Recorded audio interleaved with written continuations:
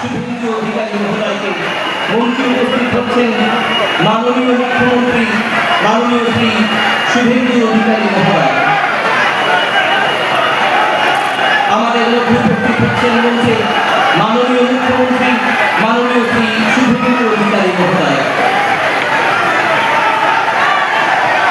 মেদিনীপুরের মাটিতে দাঁড়িয়ে মেদিনীপুরের সন্তান ভারতবর্ষের বীর শহীদ ক্ষুদিরাম বসুর প্রতি শ্রদ্ধা জ্ঞাপন করবেন এই মেদিনীপুরের ভূমিপুত্র আমাদের সকলের মাননীয় মুখ্যমন্ত্রী মাননীয় শ্রী শুভেন্দু অধিকারী মহোদয়।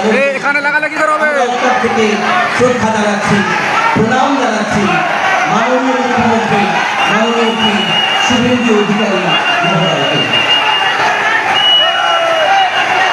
মাননীয় মুখ্যমন্ত্রী মাননীয় শ্রী শুভেন্দু অধিকারী মহোদয় সকলের উদ্দেশ্যে শ্রদ্ধা জানাচ্ছেন। ওনার হাতে এবং একই সাথে সাথে পালকের মধ্যে আঁকা ক্ষুদিরাম বসুর একটি ছবি ওনার হাতে তুলে দেওয়া হবে। বরণ করে নিচ্ছেন তন্ময় দাস এবং মাননীয় শ্রী সমিত মণ্ডল মহোদয়। করতালি চলতে থাকুক সবাই মিলে। দেবরা শহীদ ক্ষুদিরাম কলেজের বাংলা বিভাগের পক্ষ থেকে এই পেন্টিংটি তুলে দেওয়া হলো। ফুলের বুকে ক্ষুদিরামের ছবি এবং পালকের মধ্যে আঁকা ক্ষুদিরামের এই ছবি বিডিও কেশপুরের থেকে তুলে দেওয়া হলো মাননীয় মুখ্যমন্ত্রীর হাতে। সবাই একটু করতালি দিন। এই আবেগ ঘন মুহূর্তে আমরা রয়েছি। আজকের এই মাটিতে রয়েছেন মাননীয় মুখ্যমন্ত্রী মাননীয় শ্রী শুভেন্দু অধিকারী মহোদয়।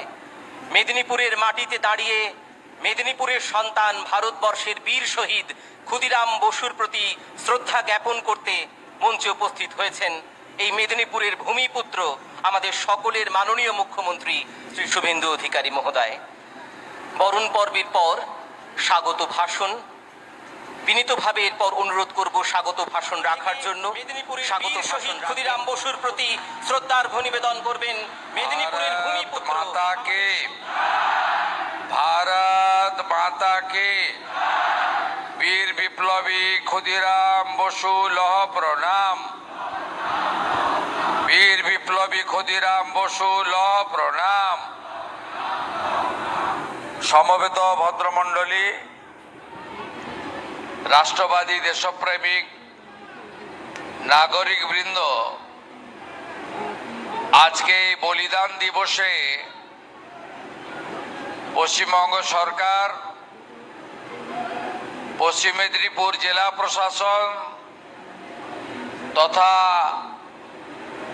মহবনী উন্নয়ন পর্ষদ এবং এলাকায় প্রাতঃস্মরণীয় ক্ষুদিরাম বসুর নামাঙ্কিত নানা সংগঠন, শিক্ষা প্রতিষ্ঠান সকলের পক্ষ থেকে প্রতি বছরের মতো এবারে আত্মবলিদান দিবস বা বলিদান দিবস পালিত হচ্ছে। আমি এর আগে অবিভক্ত মেদিনীপুরের সন্তান হিসেবে এখানে অনেকবার এসেছি, কিন্তু আজকে আমি মুখ্যমন্ত্রী হিসেবে প্রথম বছর আমি এখানে এসেছি।